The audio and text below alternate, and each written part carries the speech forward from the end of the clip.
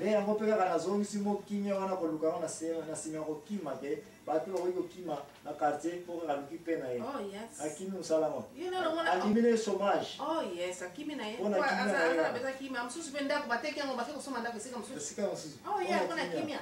Vérité bande kona banza ngai l'impresario Joachim Zambwana nasili ko silisa ko komola information na ngai pona ko yeba comment na ko attaquer les situations parce que soki na yema kama zali ko leka na société te soki na yoki ba suggestion na bino ba demande na bino na ba makambo na bino te ekozala très difficile pona ko attaquer émission oyo mama ali kama zali ko te na poko lelo zali na mukanda ba Romains 12-18 place na ko ya ko mona ete Romains 12-18 zali ko loba nini su mama ani Romains 12 ezali koloba nini sala tu oluka kimia na mutu nyonso. Donc si l'enfant possible cherche la paix avec tout le monde, n'est-ce pas? Et ni koloba ete ba makamu nyonso mama alinga na siliko kongola epana batu bazali ko luka solution na ndenge na bango. Mais oya Bible ezali d'abord ko lancer à mona Romains 12-18 soki moya ezali 12-18 kasi nyonso ko sala yo mutu na vie Luka oza na kimia na mutu nyonso. Mutu nyonso. Balobite kimia batu. Balobite kimia batu. Mais par tous les moyens. Par tous les moyens Luka kimia. Mais si yo za ko loba ete selon recherche na collaborer na batu nsusu ke kimia. Kimia ya ona réseau le kana société na biso. D'ailleurs moi la solution ba ko bazozo. Mais si ko Romains 12-18 za ko loba ete par tous les moyens somba kimia. Somba kimia. Luka kimia, n'est-ce pas? Déplace émission na biso ya sili ko banda ndeko na makoke ni musika tekena ko suma repo tango to ko ngai l'impresario Joachim Zambwana nazali ko attaquer na Romains 12-18 ke na mayele nyonso ko sana vina yo Luka kimia. Luka kimia ile kinyonso. L'impresario Joachim Zambwana kat na émission ozali ko traiter la paix. Merci ndeko ko kene musika te. Salina bomo inanga. Salina bomo inanga. Salina bomo inanga yawe. Omolanga na kota tola yo. Omolanga na kota tola yo yawe. Salina bomo inanga. Mulubaki na kozala moinanga. Banguna batikali na soni ya ya e. Na tetoli yo na bomo inanga. Salina bomo inanga. Salina bomo inanga yawe. Omolanga na kota tola yo. Omolanga na kota tola yo yawe. Salina bomo inanga. Lokola mabele na maboko ya potier. Lokola wolo na Yawe osalina zona zana ngolelo yo. Lokomo kemo mas. Wana Yesu, n'est-ce pas? Merci. Bande ko ngata sili ko zonga na émission oyo ya la vérité ya la paix, n'est-ce pas? La paix to lobela ki yango. Na tunaki mama ani apesa biso définition kitoko na ndenge na yete la paix ezali place au kimia kwa hiyo kozala kimia ezalite. Dès sikoyo na poser question nini on pesa ka trouble na place au bavaya na bango boko dezo ekota. Atante ko pesa ma explication ndenge na ndenge place mutu avani ne calme mais dezo ekota. De manque à pepe kimi. Des places en souvent na tante ko yeba na prendre na ete batu musuku bazalaka. Bozala mino en paix, problème ko ezate par exemple na place musala, mais nzoka no yeba ka te mutu na alandi subalterne na yo, nzoka na lula ka position na yo. Des places na lobaki te tant ko zonga ka l'impresario Joachim Zambwana ko mettre un peu pour répondre maman Annie en fonction ya ba question nyonso na sila ko ça c'est interview. Maman Annie, na tuna yo question ya place ya liboso kimia e yayi ko zangela na mokili oyo. Réponse au pesa yinga peu importe bandeko bazara ko yoka ya motika ete bakende ko veng sabana na biso na zero. Na bandisi ko émission na rapona ko biso mama Ani place ya liboso kimia ezangelaki awa na mabele oyo tango na mutu ezalaki na jardin d'Eden. Olandinga? Yeah. Oyebi su jardin d'Eden so na bi place des autres liboso kotelaki bandaki na ndenge nini. A partir de tango Nzambe atie Adam na kata jardin d'Eden apesi kimia. Mama Eva pe aye bazaki na kimia. Banyama bazako yokela bango. Akoyi ko simba lion ko attaquer ete. Akoyi ko vana na nyoka ko koda ete. nde place wana kimia ezalaki. Mais ti tango mama Eva aye kolia mbuma jardin eningani. Apesa wana na Adamu makambo ye grave. Nde jour wana Adam na Eva bakomi kobanga na banyama nyonso ya zamba. Premier kimia place ezangelaka ya mutu na mutu kutu nanu te, mais ya mutu na nature. Tia wana mutu eko liaka ya pamba oyo eza deja source ya manque ya paix.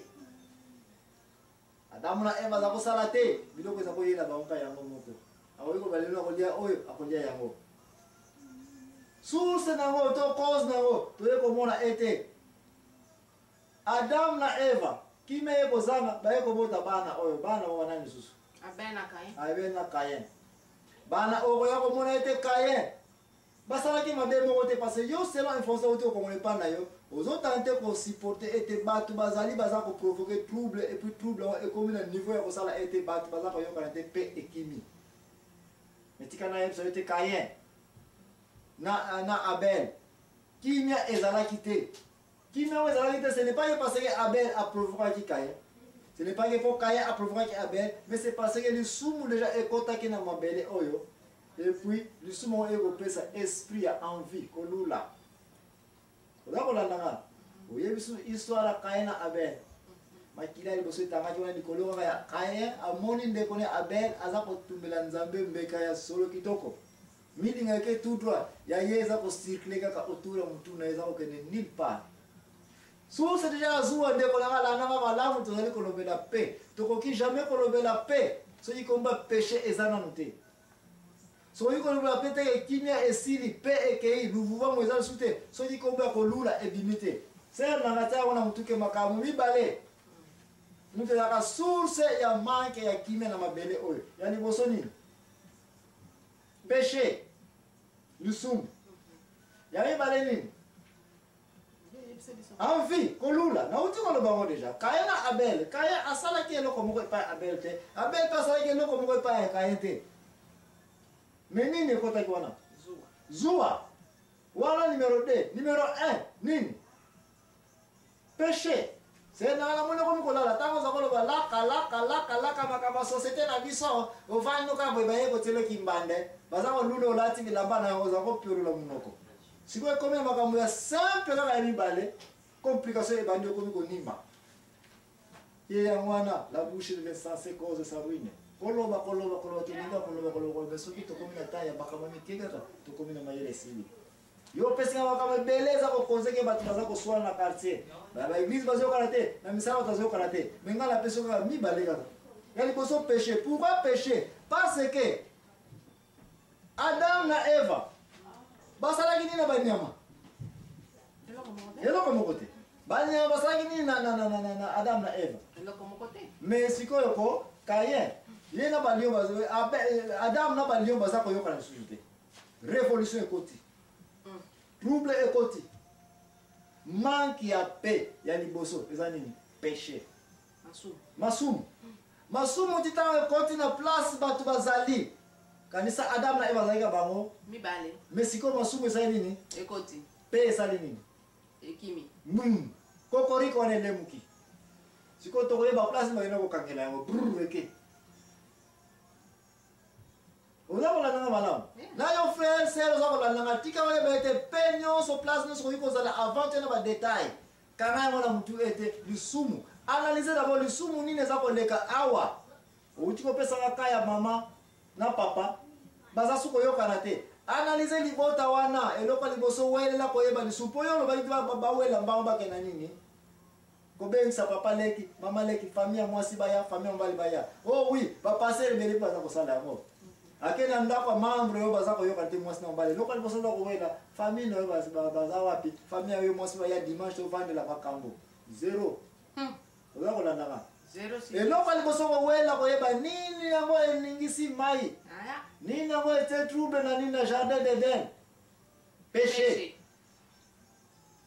Wana to attaquer d'abord famille parce que tu as Adam na Eva famille to ba ina famille parce que to luba ke relation mutu na mokili ezali ye na famille étendue to ye na société to ye na musala to ya église to bandi ngai l'impression Joachim ezambona baina boko attaquer mo pe eza kozanga na famille mwasi na mbali soki bazali koyoka na te eloko liboso ko analyse péché ni ekoti na kati soki rivalité nana waje ko luka mobali ya na libanda soki mwasi nana ngo bipaye ko lukela mbanda soki basemeki na to koti kuna te wana to kuna famille etandi to zaka na mwasi na mobali bango mbali kaka na bo Adamu na Eva nanu sumu kwa ditukidi Pona nini ba liyo ba komi contre bino. Lo bilo meza kita nina ja ngulu azamba yeyo aye obomie. Olei. Olo bika ngulu yaka obomie. Siko ngulu kiniyo sekote iko swayo. Oza yo iko nyatanyoka aye nyatinga Adamu. Mesiko nyatinyoka ta akodi. Asuyo. Nini yango esalete nyoka komi na mayela kokoda yo okomi enemi.